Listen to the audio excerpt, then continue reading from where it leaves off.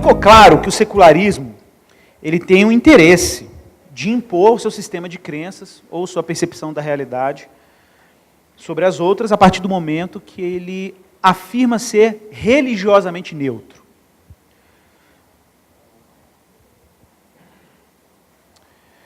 Mas esse discurso de neutralidade, como eu falei, que é o núcleo do nosso problema. Pega o meu livro aí, tem um livro aí do Roy Clauser aí para mim, por gentileza, Jonathan.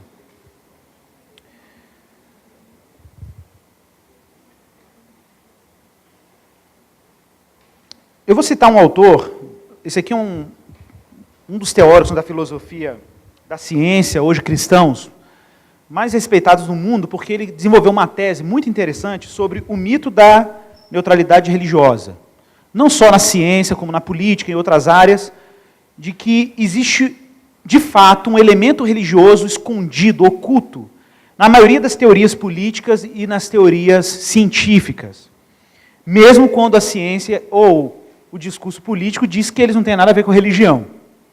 Que, de alguma forma, o elemento religioso está presente na mentalidade ocidental. Que o impacto do cristianismo no Ocidente foi tão violento, ou foi tão profundo, que é praticamente impossível você se desvencilhar da linguagem e de algum elemento religioso do cristianismo, ou da cultura que nós chamamos judaico-cristã. Então existe um problema de consistência mesmo no discurso secularista. Existe até um elemento irracional, em algum sentido. Bom, segundo Roy Clauser, e claro que ele está dentro de uma tradição filosófica cristã muito, muito rica, eu não vou ter tempo de falar disso, mas de alguns autores que vocês conhecem, Abraham Kuyper, Herman Doivert e outros holandeses aí, que a gente gosta muito dessa turma, que muita gente fala assim, mas essa turma, eles são o quê? São de direita, de esquerda? Nenhuma das duas coisas. Apesar de que o Kuyper, muita gente acharia o Kuyper reacionário, dependendo do olhar que você tem sobre alguns aspectos do discurso político dele. Muita gente acharia ele revolucionário, dependendo do olhar que você teria sobre a visão política do Kuyper. E o Kuyper não é também terceira via, não. Ele não é de centro-esquerda também, não. O Kuyper ele era simplesmente um cristão, que pensava questões políticas, num contexto em que a Holanda estava sendo, vamos dizer assim, invadida pelo discurso de revolução liberal, iluminista. E, em algum sentido, ele se coaduna com os conservadores da Holanda. Em algum sentido, ele se coaduna com movimentos mais sociais na Holanda. Eu vou explicar um pouquinho sobre isso mais para o final.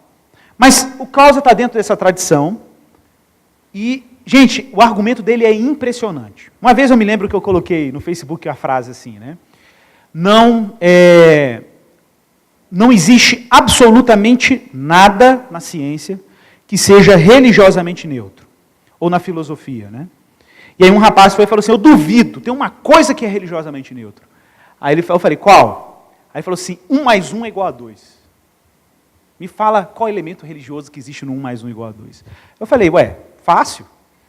É só você lembrar quem foi que criou o sistema numérico, a origem do sistema numérico, que está lá no sistema aristotélico, no nosso caso, arábico-aristotélico, porque na Arábia, né, no mundo árabe muçulmano, se estudava muito a matemática aristotélica. E você vai encontrar nas obras de Aristóteles um chamado cântico aos números, um cântico religioso, em que ele exalta os números como se fossem elementos religiosos que ordenam o mundo, a realidade. Então ele canta, 1, tu que és bendito, 2 que com 1 faz o 2, não sei o quê. Então ele vai cantando aos números. Falei para ele, até os números não são religiosamente neutros. Então a matemática também não é religiosamente neutra. É engraçado isso, né? Porque a gente estuda matemática, a gente fala, não, a matemática não é possível que a matemática tenha um elemento religioso. Tem. Se você fizer um estudo da genealogia da matemática, você vai chegar num aspecto religioso da matemática. Então a gente acha, engenharia secular. Não é. A arquitetura secular nunca. Né? A utilização do espaço público não é religiosamente neutra. Isso é muito interessante, né, gente? Muito interessante.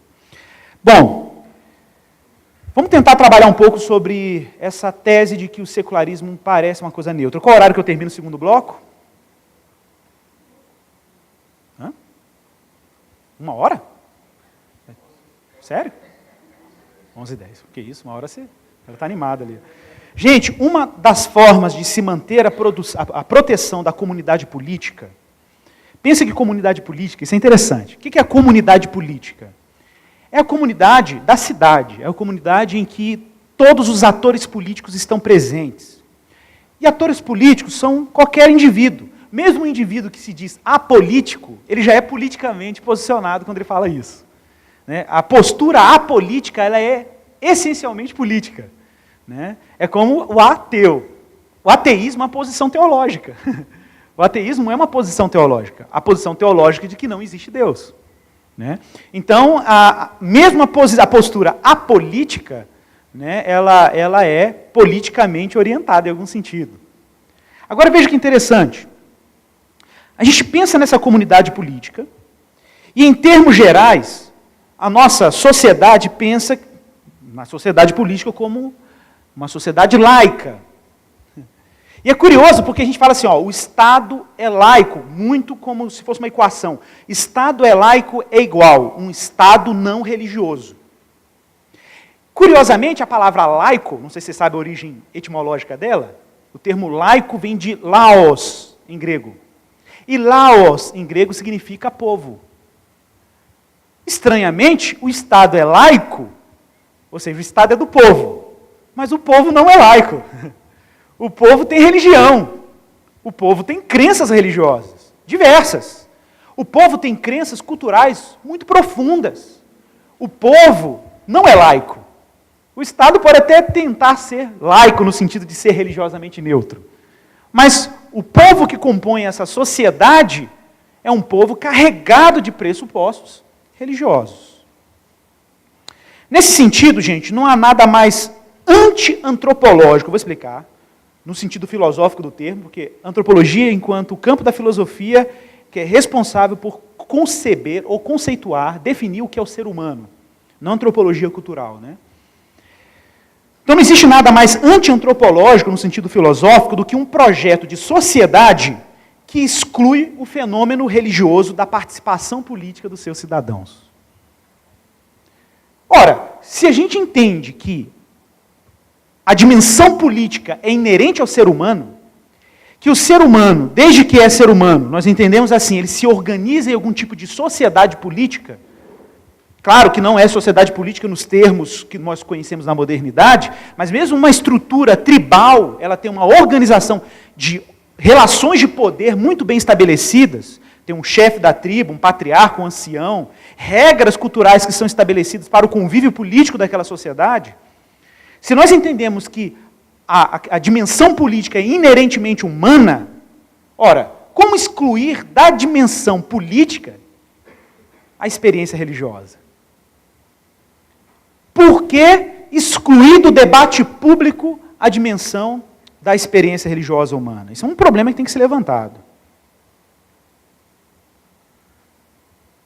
Gente, de novo, esse é um problema que parte da tese básica de que questões de natureza política devem ser resolvidas partindo de pressupostos racionais. E claro, quando a gente ouve esse racional, a gente está falando de uma razão com R maiúsculo. Uma razão que é religiosamente neutra. Ela está livre de quaisquer elementos que são chamados e apelidados de não racionais. De não racionais. Então, se de repente uma comunidade fala assim, ó, se você passar, por exemplo, um chá de camomila no cabelo, depois da meia-noite o seu cabelo fica liso, né? Para esse discurso, o discurso racionalista, ó, isso aí você não traz esse debate aqui para o campo da ciência, porque isso é irrelevante. Agora eu quero desafiar o calcanhar de Aquiles do secularismo. Qual é o calcanhar de Aquiles do secularismo? É essa afirmação de que existe uma racionalidade com R maiúsculo, uma razão com R maiúsculo. E eu quero aqui defender a tese, que eu não estou defendendo sozinho, tem pessoas que amparam essa afirmação, obviamente, de que a afirmação de que existe uma razão com R maiúsculo é uma afirmação mítica. Isso é um mito. E por que isso é um mito? Eu vou recorrer agora a um filósofo canadense católico muito importante, Alasdair MacIntyre, que tem escrito muitos livros importantes para o debate atual sobre secularismo e política, e a relação da religião com a política, questões de natureza moral. E o MacIntyre, em um dos seus livros, que ele pergunta qual razão, ele fala assim, acho que é whose rationality and whose justice. Né? Que razão e que justiça? Isso é um problema. Ele vai dizer o seguinte, espera aí, será que a única razão, a única racionalidade que faz sentido é a racionalidade iluminista? Será que ela é a única racionalidade que a gente pode falar que é neutra, que ela é legítima? Porque qual é a tese básica da racionalidade iluminista? É que a razão que o movimento moderno inaugurou a partir de Descartes, o penso logo existo, né? Pensa em Descartes, penso logo existo. Quando Descartes afirmou penso logo existo, ele estava dizendo tudo mais eu tenho que desconfiar, menos do fato de que eu estou pensando. E essa afirmação de que a única coisa que era irrefutável era o fato de ele estar pensando, ele fala, então, se o meu pensamento é absoluto, tudo mais tem que ser julgado a partir desse absoluto que é a razão. Então eu tenho que julgar a religião a partir da razão, eu tenho que julgar a política a partir da razão, a ciência a partir da razão, porque ela é o único elemento que foi irrefutável a partir do momento que o próprio René Descartes vai se questionando sobre o sentido das coisas, o sentido da vida, o que é real, o que não é real. E aí ele chega nessa tese da racionalidade absoluta. Então a razão é neutra, é pura e absoluta. E o MacIntyre vai dizer o seguinte, mesmo a razão do Descartes não é religiosamente neutra. Porque para você dizer que a razão é absoluta, isso significa que ela tem que ser supra-histórica. O que é supra-histórica? Ela não pode ter nenhuma influência de nenhuma tradição histórica. Nenhum fenômeno no horizonte da história humana pode influenciar o que o Descartes chama de razão. Claro que eu não vou ter tempo de explicar isso aqui, mas o MacIntyre vai mostrar que mesmo a razão de Descartes não é historicamente neutra. A afirmação de Descartes do penso logo existo está carregada de uma tradição histórica que está lá desde os gregos e que produz essa afirmação na boca de Descartes. Ora, se a razão do Descartes não está neutra ou livre da história, por que então essa razão é melhor do que as outras? Essa é a tese básica do MacIntyre. E o MacIntyre vai dizer, então, essa é uma afirmação dele que eu acho a mais brilhante, de que não existe apenas uma razão. Existem razões. Existem racionalidades, no plural. E para ele, o iluminismo, que é onde está a raiz do pensamento secular, criou o mito da razão neutra, soberana e autônoma. Gente, é interessante porque no discurso iluminista a razão é quase um Deus. A razão ocupa a posição outrora ocupada por Deus na Idade Média. Então Deus sai do cenário e entra a razão no lugar. Ou seja, a postura de colocar a razão no lugar de Deus já mostra que o homem tem uma natureza religiosa em que ele precisa de um absoluto que dê sentido para a vida dele. A diferença é só que trocou de Deus. A diferença, basicamente, é que o que se trocou foi o absoluto. Deus era absoluto, o Deus do cristianismo era absoluto, e agora você coloca a razão como absoluta no lugar dela. Então, observe. Já na raiz do projeto moderno de sociedade secular, nós já temos um probleminha aí para discutir. Segundo ele, o MacIntyre, ele tenta demonstrar que as raízes desse mito iluminista moderno dependem de algumas tradições. E que ela mesma, veja que interessante, porque, curioso isso, porque o homem moderno ele vai dizer assim, eu não preciso das tradições. Eu preciso de uma razão autônoma, individualista e livre. Livre significa que ela não pode estar amarrada a nenhuma outra tradição. O que é tradição? Tradição é tudo aquilo que a história e os nossos ancestrais, ou a nossa comunidade, acumulou e nos transmitiram. Ou nos foi transmitido. Mas e aí? E aí que a própria ideia iluminista de razão virou uma tradição. Olha, século XVIII. Ela já virou uma tradição intelectual. Ela em si mesma já se tornou uma tradição. Ela é transmitida pelas escolas, é transmitida nas universidades, é transmitida na ciência. E existe gente que elabora e luta para defender a racionalidade na perspectiva iluminista com o mesmo fervor que muitos missionários pregam o evangelho em povos não alcançados. Curioso isso, né? Então, para o MacIntyre, não existe a racionalidade. Existem racionalidades. Então, nesse caso, ao invés de a gente falar de uma razão, nós deveríamos defender a existência de várias razões. Uma diversidade de racionalidades, no plural. Vou citar o MacIntyre na íntegra, no livro dele, Que Razão e Que Justiça. Então, racionalidade em si mesmo, ao invés de teórica ou prática, é um conceito como uma história. Isso já é uma mudança drástica de paradigma. Porque ele está amarrando razão com história, que para o iluminista é uma heresia. Porque a razão é supra-histórica. A razão, para ela ser poderosa e autêntica, ela tem que se libertar das amarras da história. Ela tem que se libertar das amarras do tempo. E para o MacIntyre, não. Para o MacIntyre, toda a racionalidade está profundamente ligada a uma história, algum tipo de história. História cultural, história religiosa, não importa. Mas ela não está historicamente livre, como pressupunha o iluminismo. Por esta causa, desde que exista uma diversidade de tradições de pensamento, com histórias igualmente distintas, igualmente existem também racionalidades, ao invés de uma racionalidade no singular. Gente, isso aqui é incrível.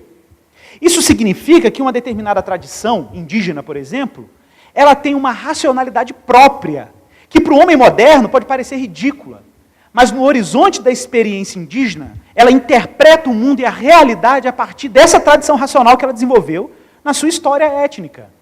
Gente, se essa concepção de mundo que uma tribo indígena desenvolveu para se relacionar com a vida, ela é plausível ou não, é uma outra discussão. Se ela é humanizadora ou não, é uma outra discussão. Se ela é religiosamente plausível, é um outro debate. Mas que ela tem uma racionalidade que opera a partir da sua própria história, não há dúvida. Todo mundo sabe aí, por exemplo, dos espectros de verde que uma tribo indígena amazonense percebe que um homem moderno que vive na cidade não percebe. Ué, então que critério é esse que esse homem indígena tem para perceber tantas matizes de verde que eu não consigo? É porque a relação dele com o espaço onde ele está inserido e com os vínculos que ele tem constituído a partir da sua história, produziu nele uma percepção do mundo que é diferente da minha. Logo, existe uma racionalidade no universo indígena que eu estou excluído dela. E que tem plausibilidade nesse aspecto. Agora veja que coisa curiosa. Isso significaria, então, que nós cristãos não somos irracionais. Que interessante.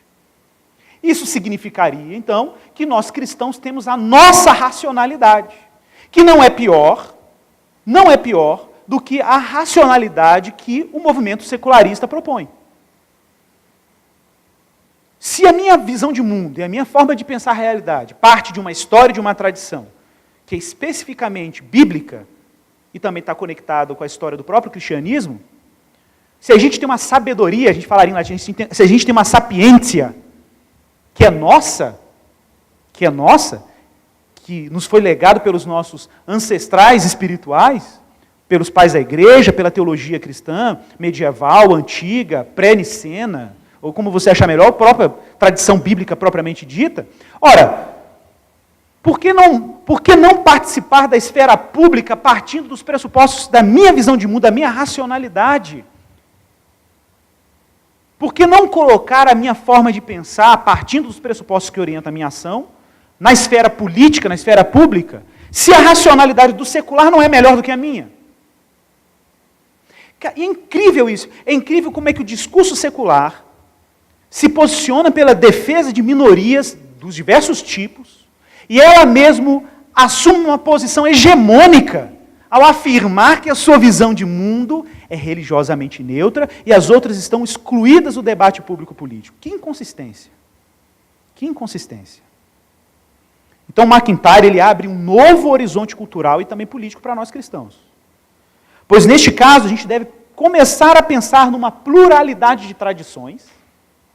Olha que interessante. E, consequentemente, numa pluralidade de racionalidades. E o MacIntyre vai dizer que se existem várias racionalidades e várias tradições, o debate político precisa ser dialógico, ele precisa dialogar entre as tradições. A gente precisa dialogar entre as tradições. e as diversas racionalidades. Ô, gente, isso aqui é muito louco. Porque isso significa que o nosso universo não está tão reduzido quanto propõe o discurso secular. Que, na verdade, a gente precisa pensar urgente numa política, ou pelo menos num debate político radicalmente plural, e de verdade. Porque, às vezes, o secularismo fala de pluralismo político, e o que se tem não é pluralismo político. O que se tem é a imposição de um mito de que o discurso político precisa ser religiosamente neutro, ou culturalmente neutro. E, às vezes, é até desonesto, porque eles valorizam determinados discursos culturais de minorias que estão aí lutando por questões afirmativas, a gente sabe, mas deslegitima outros discursos políticos, ou outras racionalidades, como se elas não fossem legítimas. Igualmente legítimas, pelo menos em termos no direito de participar na arena do debate político. Pois é, o que eu proponho? Bem introdutório, tá, gente? O que eu proponho é que nós precisamos de uma ágora. O que é uma ágora? Lá no mundo grego, você tinha os espaços públicos, onde as pessoas iam às feiras, ou os espaços públicos eram tomados de pessoas interessadas em debater política. Espaços comunitários, onde as diversas tradições, as diversas racionalidades são apresentadas, são discutidas abertamente, em que você não simplesmente vai ficar defendendo seu ponto de vista, impondo ela sobre o outro, mas onde é possível a gente fazer sínteses no nosso debate político. Onde é possível, por exemplo, você defender a plausibilidade da sua visão política em relação às outras, num determinado quesito político, por exemplo. O que o cristão tem para dizer, por exemplo, sobre mobilidade urbana? O que o cristão tem para dizer, por exemplo, a respeito de políticas públicas em relação à prevenção do uso de drogas e entorpecentes? O que o cristão tem para dizer, por exemplo, sobre a questão da distribuição de renda? Sobre teorias educacionais, políticas públicas educacionais, segurança pública, por exemplo. Será que a nossa visão de mundo e a nossa racionalidade, nossa, cristã, tem alguma coisa para dizer sobre dignidade humana? Tem alguma coisa a dizer, por exemplo, sobre a integridade das diversas instituições que existem, tanto privadas quanto públicas? O que o cristianismo tem a dizer sobre propriedade privada? O que o cristianismo tem a dizer a respeito do tamanho do Estado? O Estado tem que ser mínimo? O Estado tem que ser enorme? Ou o Estado tem que ser suficiente? O que nós cristãos temos para dizer sobre ciência, por exemplo? O que nós cristãos temos para dizer sobre a responsabilidade da ciência? Por exemplo, hoje é fato, a nossa era, a modernidade, que a gente chama de tardia, pós-moderna, como você quiser chamar, ou hipermodernidade, modernidade líquida, tem vários apelidos para o tempo que nós estamos vivendo. Fato é que a nossa era é uma era pós-traumática. Nós saímos de uma experiência traumática que se chama Auschwitz. O mundo, o Ocidente, foi e é uma coisa antes e depois de Auschwitz. Por que Auschwitz? Porque barbárie por barbárie, nós sempre tivemos barbárie. Violência em massa, de alguma forma, sempre tivemos experiências de violência em massa. Genocídio, coisa do gênero, sempre existiu na civilização humana. A questão é que depois de Auschwitz, nós temos a barbárie racionalmente planejada. Você tem equipe multidisciplinar trabalhando para matar gente. Biólogo, engenheiro, médico, cientista.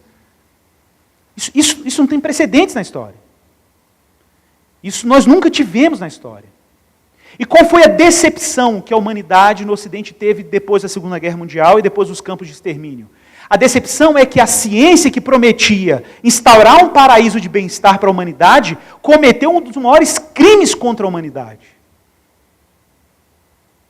E aí houve uma decepção a respeito da possibilidade de controle racional do mundo, de controle racional da realidade.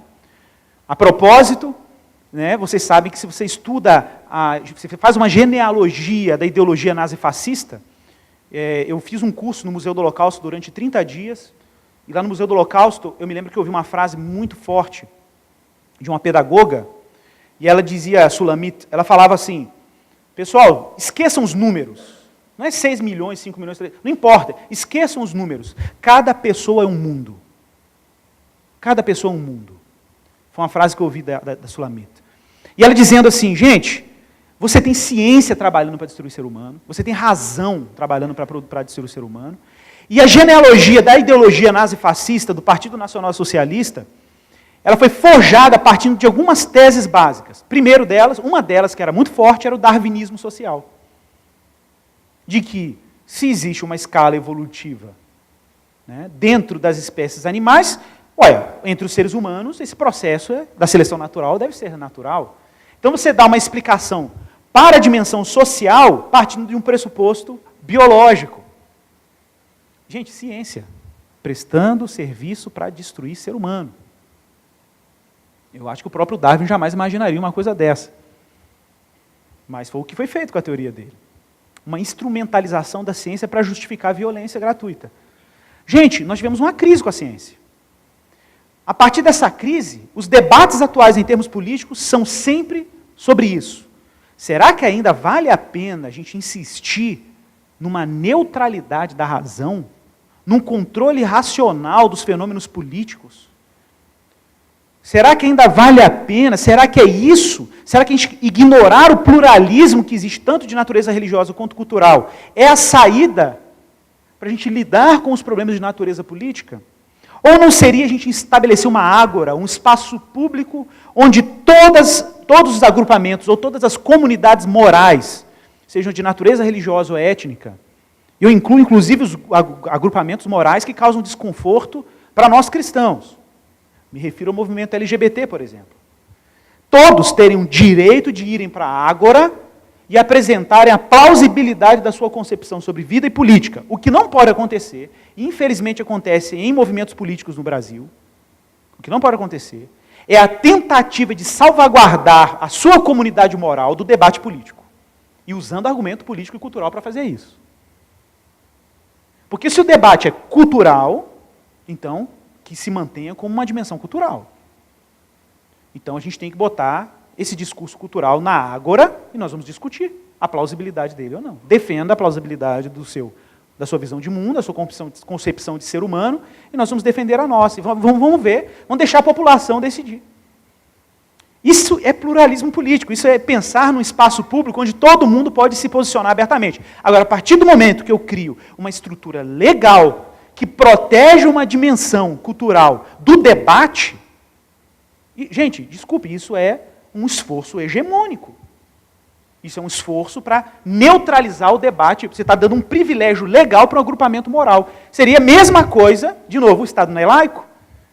Em que sentido? De que o Estado não pode privilegiar nenhum agrupamento cultural, inclusive de etnias e de movimentos de minorias. Não pode privilegiar, o que é diferente de proteger, o que é diferente de garantir direitos humanos. É outra discussão. Agora, privilegiar seria o sentido de salvaguardar determinado discurso cultural do debate. Aí não, isso não pode acontecer. Senão, toda vez que você for fazer uma objeção àquele discurso cultural, você vai ser considerado criminoso. Criminalizar o debate. Aí é um problema. Aí nós temos um problema. Gente, comunidades morais ou comunidades culturais, religiosas, não precisam temer um pluralismo que respeite e garanta o direito de discordar, de se posicionar publicamente sobre determinado tema moral ou político. Uma sociedade que visa uma democracia plural, que aprecia todos esses agrupamentos e o direito deles participarem do debate político, deveria garantir e promover o fortalecimento da ágora, o fortalecimento desse espaço político para o debate. Engraçado que o ano passado nós falávamos sobre isso no Labri, e o pessoal comentou muito sobre isso, assim, de que é interessante, porque, de alguma forma, as redes sociais permitiram esse tipo de experiência de ágora, de liberdade para o debate político. E a gente precisa explorar e estudar mais o potencial das redes sociais nessa questão. E nesse espaço político, que pode ser virtual, pode ser físico, isso não é relevante. Relevante é pensar que, no conceito de ágora, um espaço onde as diversas comunidades morais tivessem o direito de se posicionar e também de serem criticadas livremente, inclusive nós cristãos. Sem nenhum tipo de proteção legal que impeça que determinada visão de mundo seja criticada ou defendida. criticada ou defendida. Então a lei não pode, o Estado não pode cercear o direito do cristão ser criticado, mas também de criticar visões de mundo opostas. E isso serve para nós, mas também serve para o outro lado de lá, para o lado de lá. Gente, só assim nós poderemos ter uma sociedade de verdade que seja verdadeiramente plural. Não existe democracia plural se você protege determinados grupos culturais em termos de lei. Claro, gente, protege no sentido do discurso, porque proteger no sentido humano é óbvio. Né? Se de repente uma pessoa tem uma comunidade, um terreiro de candomblé, e chega um monte de crente querendo quebrar o terreiro de candomblé, né, esses crentes precisam ser punidos em termos legais. Né? Porque ele não está violando simplesmente o direito do outro expressar a sua religiosidade. Ele está privando o seu próprio direito de expressar a sua religiosidade. O que não significa que eu, enquanto cristão, não tenho objeções sobre a expressão religiosa do candomblé. Alguns aspectos da sua expressão religiosa. Isso não significa que eu não tenho o direito de fazer algum tipo de objeção à forma panteísta que essa religião se relaciona com o mundo e com as pessoas. Eu tenho argumentos, enquanto cristão tenho esse direito, de dizer que aquela religião a expressão religião não é adequada para a experiência humana. Muita gente pode falar que isso é etnocêntrico. Muita gente pode falar, mas isso é muito etnocêntrico. Não, isso é um direito. Eu posso simplesmente falar, olha, tem um aspecto da sua fé que me parece não corresponder ao que o ser humano é enquanto ser humano. Eu vou defender porque eu acho isso. Isso é um direito que eu tenho que ter garantido por lei, né? O que não significa que eu tenho que desrespeitar a dignidade humana e o direito do outro de expressar a sua fé. Está vendo que tem uma diferença? Mas isso é quando a gente pensa num Estado laico de verdade, não num Estado secular. Porque no Estado secular, gente, existem teóricos secularistas que têm profundo interesse na erradicação de qualquer expressão religiosa. Porque essas minorias étnicas e religiosas são um tipo de entrave para o estabelecimento de um discurso hegemônico secular. Porque o secularismo tem problemas de lidar com variáveis, com discursos que são desarmônicos com o que eles propõem. Se o mito hegemônico imposto pelo discurso secular é de que a política é religiosamente neutra, o que isso provoca no final das contas? Isso impede que o povo, lembra que laico vem de laos, povo, isso impede que o povo, com as suas visões religiosas, participe inteiramente da esfera pública, inclusive trazendo suas tradições e racionalidades. Gente, isso é muito sério. Isso significa que quando uma pessoa quer participar politicamente do debate, ela tem que se tornar menos humana. Ela tem que se tornar menos humana para ir para o debate político. Por que menos humana? Porque se a gente entende que o fenômeno religioso é constitutivo da condição humana, eu não estou falando em termos essenciais, estou falando só de termos culturais, não vou nem chegar no termo essencial, não.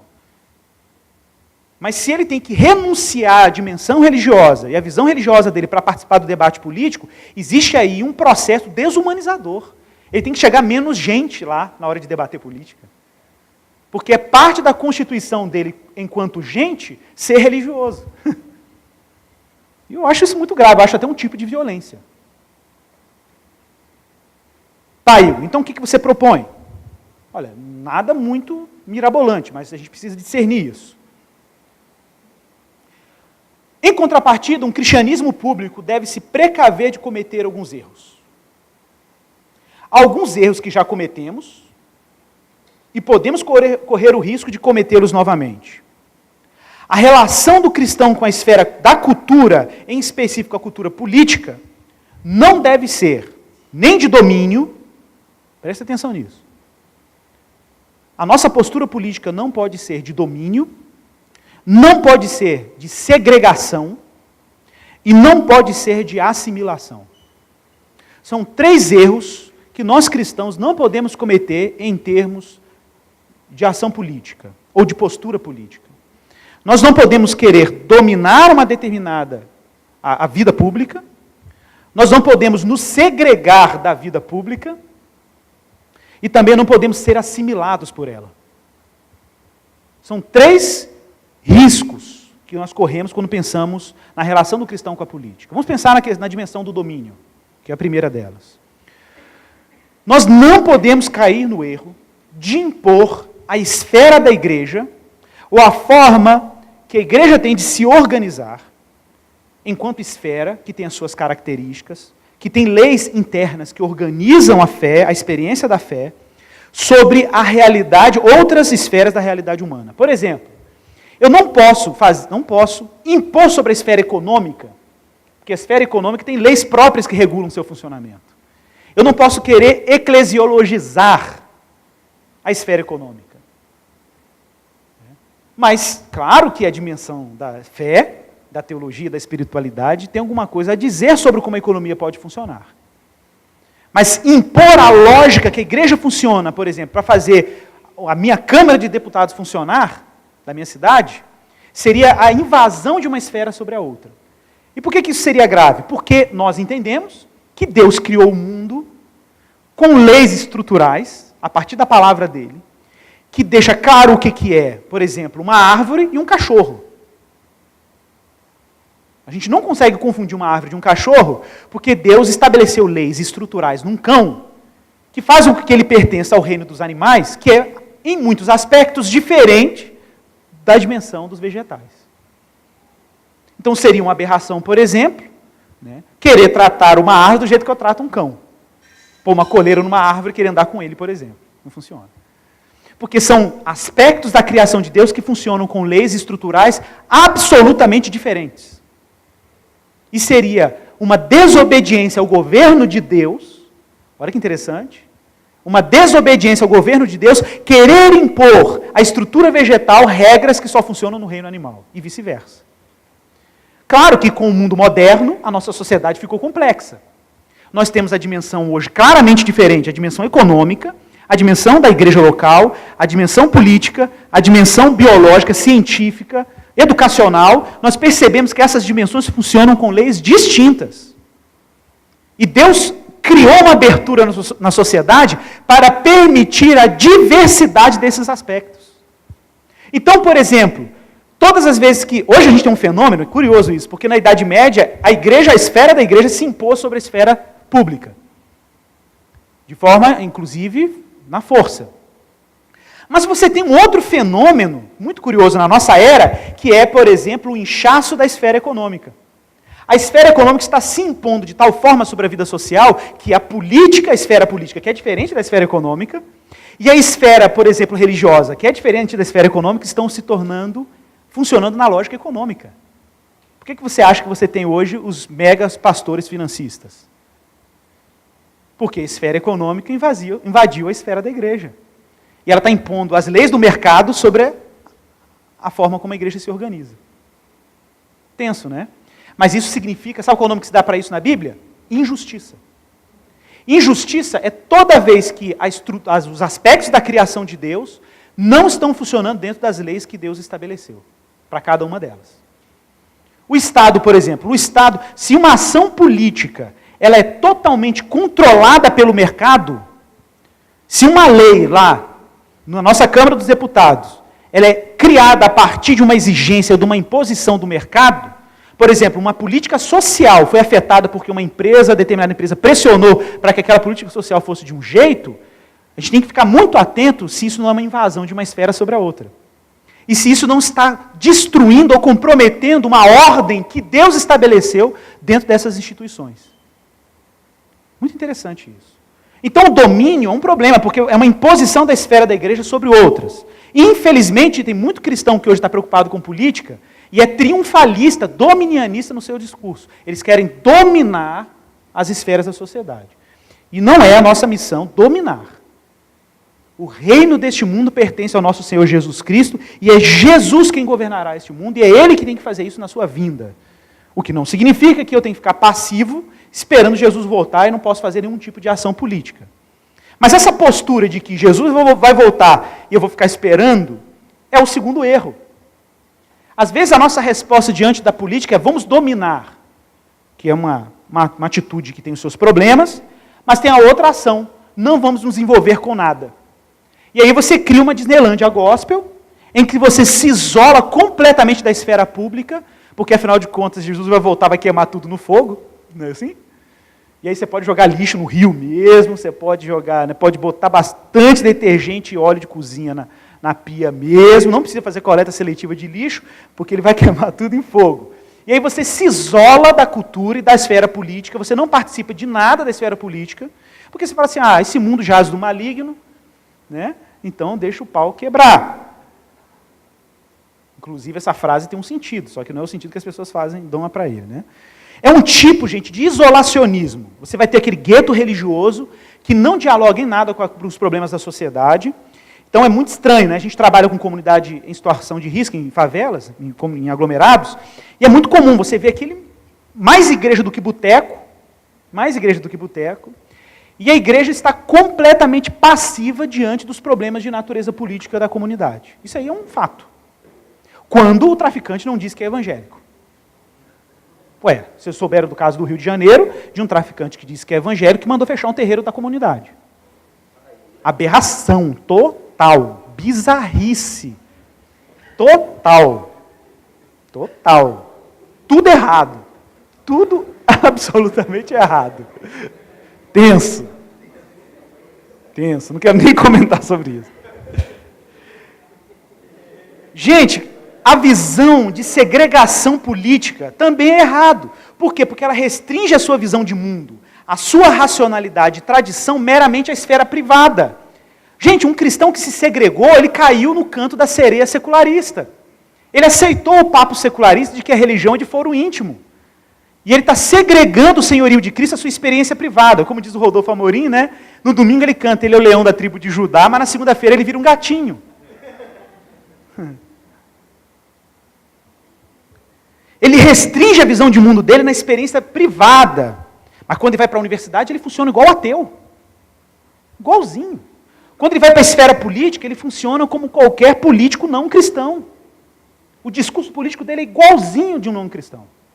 Não existe nada da fé dele que interfere ou que possa participar do debate científico ou político. Ele não encontra plausibilidade e substância na sua visão de mundo para ir para a esfera pública. Não, a religião está aqui. Na minha casa, eu sou crente. Na esfera pública, eu emito nota fria, eu só nego impostos, eu trabalho igual todo mundo trabalha. Eu tenho meus laranjas. Por quê? Porque Jesus é Senhor na casa dele. Fora da casa dele, ele é igual lá na Idade Média. Deus entregou o mundo ao séculum. Lembra? Deus entregou o mundo às leis naturais e a graça de Deus só se manifesta na minha experiência privada de espiritualidade. Nesse caso, gente, a igreja perde completamente a sua capacidade de salgar e iluminar a vida pública. Lembra de Jesus? Os homens verão as vossas obras e glorificarão a Deus por isso. Numa experiência segregada de fé, isso é inviável. O testemunho público cristão é inviável. E o último, que eu falei lá, que é a assimilação, ou o que nós chamamos de secularismo. É quando a igreja se seculariza. Eu sei que existe por outro lado, se por um lado tem a galera que quer dominar, por outro tem a galera que não quer fazer nada, que se segrega e aceita a imposição secular, existe um pessoal que quer se tornar politicamente plausível, palatável. Ele quer chegar na esfera pública e ter um convívio político bem legal com todo mundo. Ele quer ser politicamente correto com todo mundo. Nem que para isso ele tenha que sacrificar doutrinas cristãs caríssimas. Nem que para isso ele tenha que renunciar fundamentos da sua fé que são caríssimos. E isso nós já experimentamos na Europa. Foi exatamente um processo de secularização da igreja. A igreja se liberalizou em termos teológicos e ela foi devorada pelo espírito do seu tempo, o Zeitgeist, como nós chamamos em alemão. Ela foi devorada. Porque ela quis se tornar tão relevante e plausível diante da sua cultura e da sua sociedade que ela deixou de ser cristã. A sua racionalidade foi devorada pela outra racionalidade. É um processo de secularização da igreja. Isso acontece muito. E a gente vê esse fenômeno muito forte nas escolas confessionais cristãs. Por quê? Porque apesar de você ter um artigo na Lei de Diretrizes e Bases da Educação, a LDB, que diz que é possível a existência de escolas confessionais. Detalhe, escolas confessionais na LDB são definidas em quais termos? Escola confessional é uma escola que ela se associa a uma confissão religiosa ou uma ideologia. Eu achei isso super irônico. Porque se o que faz uma escola ser confessional é a adesão dela a uma confissão de fé ou uma ideologia, que escola não é confessional no Brasil? Por favor, me digam. Que escola não é confessional no Brasil? Ora, todas são confessionais. Uma inconsistência, mas está lá na lei. Numa lei que, inclusive, determina os rumos da educação brasileira. Aí você tem uma escola confessional, que legal. Aí sua escola tem que respeitar alguns critérios do Estado. Olha, vocês têm total liberdade para serem confessionais. Mas nós temos um negócio chamado Plano Nacional de Educação, o PNE. Nós temos um negócio chamado Plano Curricular. Nós temos os PCNs, que são os planos curriculares nacionais, que determinam como a escola deve funcionar em termos curriculares. Vocês vão receber a visita de um inspetor escolar que representa o poder público para saber se vocês estão andando dentro da lei. E aí, no final das contas, você tem que cumprir... e tem um pacto, o PNAEC, o Pacto Nacional pela Alfabetização na Idade Certa. Então, você tem que respeitar uma série de políticas públicas educacionais para a sua escola estar dentro da lei. E aí você olha para um lado, olha para o outro, mas qual o espaço para a minha confessionalidade? Qual é o espaço que eu vou ter no meu currículo para dar um tratamento cristão sobre determinados currículos ou conteúdos escolares? Qual é o espaço? O seu espaço vai se reduzir meramente, isso não está explícito no Estado, é óbvio, mas indiretamente é o que acontece. O espaço para a sua confessionalidade vai estar restrita meramente a uma oração do Pai Nosso, momento devocional e uma aula de educação religiosa. Acabou a sua confessionalidade. O que é isso? Secularização da escola confessional. Secularização da escola confessional. O aspecto da sua confessionalidade não está presente. Olha, a gente vê isso claro na escola, mas a gente está começando a ver isso na igreja. A gente está começando a ver isso na igreja. Um processo de secularização da igreja. A igreja quer se tornar tão palatável que ela compromete a visão de mundo dela. Gente, isso não é uma experiência nova. Na Europa já aconteceu. Mas para encerrar, eu vou falar aqui de um livro que é muito importante para nós cristãos, de confissão evangélica, que se chama Paixão pela Verdade, de Alistair McGrath. Um livro fundamental. A editora a Shed Publicações publicou, chama Paixão pela Verdade. E o McGrath, que é um professor de Oxford, cristão, ortodoxo, ele fala uma coisa muito interessante sobre o liberalismo teológico, que eu acho muito plausível. Ele vai dizer o seguinte: todas as vezes na história que o cristianismo quis se tornar palatável para a sua era, para a sua geração, todas as vezes que o cristianismo abriu concessões para se tornar palatável culturalmente, quando houve uma mudança de paradigma na cultura, houve uma mudança de zeitgeist, esse cristianismo sucumbiu. É óbvio. Pensa no cristianismo da era moderna, que queria se tornar racional, um cristianismo racional. Olha, vamos fazer um cristianismo racional, pegou o discurso iluminista da razão, a gente tem que agora submeter o cristianismo aos escrutínios da razão, e vamos fazer um cristianismo racional. Então tira esse negócio de milagre da Bíblia, tira esse negócio de sobrenatural, a ressurreição de Jesus é simbólica, então, beleza. Nascimento virginal é uma forma de dizer que Jesus nasceu de forma sobrenatural, não, de forma natural, mas que teve uma intervenção divina de algum jeito, mas a coisa não foi sobrenatural assim, então beleza. Vamos fazer um cristianismo racional. Galera, depois que a racionalidade e a modernidade entrou em crise, o que aconteceu com esse cristianismo? Que defendeu com unhas e dentes que a razão era tudo. Quando a nossa sociedade moderna disse que a razão não era tanta coisa assim, o que aconteceu com esse cristianismo que se vendeu ao racionalismo? Afundou junto com tudo que era igualmente racionalista. Agora a moda é ser pós-liberal. A moda agora é você ser pós-moderno, fluido. Tá, e o dia que a casa cair de novo? O que vai acontecer com esse cristianismo fluido?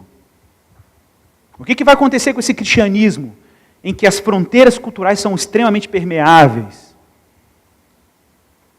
Aí você olha para a história e você vai descobrir que o cristianismo que se manteve sobrevivendo ao longo desses 2000 anos é exatamente o cristianismo que se posicionou dentro da sua visão de mundo, que defendeu a plausibilidade da sua racionalidade, e é esse cristianismo que vem sobrevivendo a todas as mudanças de paradigmas culturais. Não, nós não estamos dispostos a nos tornar palatáveis culturalmente. Nós estamos dispostos a nos posicionar enquanto cristãos diante da arena pública. E a gente quer defender que a nossa visão de mundo é plausível. Até que horas que falaram aí? 11? Acabou, né? Gente, encerrado. Depois a gente pode falar um pouquinho sobre algumas coisas se a gente tiver condições. Mas eu só queria fechar aqui com uma frase. Muita gente pergunta assim, eu sou cristão, mas a gente não tem, às vezes, massa crítica para lutar por determinados direitos. Por exemplo, na sua comunidade, vou dar um exemplo na Holanda que aconteceu, em que o Wim, que é um vereador cristão, não sei se é Amsterdã, numa cidade do interior da Holanda, agora eu não lembro, ele foi presidente do Labri na Holanda, e o Wim contou uma história muito interessante, de que na cidade dele começou um movimento de luta contra a pornografia. Só que quem encabeçou esse movimento foi o movimento feminista. Como era um ponto de interesse da fé cristã, eles se juntaram com as feministas, apesar de não concordar com muitos dos pressupostos feministas, para lutar por uma causa que era comum ao cristão. Nós chamamos isso é um método de ação política, que o Kuyper usou na Holanda. A gente chama isso de cobeligerância.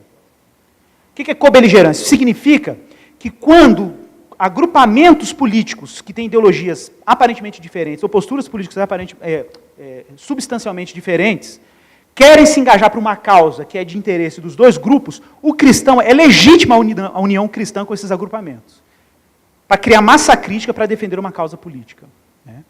Então, por exemplo, eu não me considero de esquerda, apesar de apreciar determinados aspectos da ideologia de esquerda que eu acho que são plausíveis, eu posso me juntar com um movimento de esquerda, por exemplo, pela mobilidade urbana, pela redução da passagem de um ônibus. Também não acho que tem que zerar. Eu não acho que a estatização de todos os aspectos da sociedade é a solução para o nosso problema também, não. Também não acho que a propriedade privada tem que ser tratada de forma absoluta. Como também não acho que não pode haver, não tem que existir propriedade privada? Não acho que essa também é o correto, não. Biblicamente não acho que é plausível. Biblicamente eu acho que existe uma coisa chamada propriedade privada relativa. A verdade é que não é o Estado que é o dono de tudo e nem é o indivíduo que é dono de tudo. O dono de tudo é Deus. E tudo mais é relativo a Ele. Então, se Deus é o absoluto, a minha forma de se relacionar com a propriedade é determinada pela lei divina. E a lei divina fala o quê? Ama o teu próximo como a ti mesmo. Se os meus recursos estão sendo acumulados e o meu vizinho está padecendo necessidade, eu vendo parte dos meus recursos e distribuo. Mas a minha relação não é dar para o Estado, para um outro Deus, porque o dono não é o Estado, é Deus. E também não é me apropriar de forma absoluta daquele patrimônio. Então, o cristão, ele é cobeligerante. Se, de repente, na minha cidade existe um movimento para habitação, e eu acho justo que algumas pessoas tenham direito à casa, eu posso me articular com esse agrupamento pela defesa de um lar.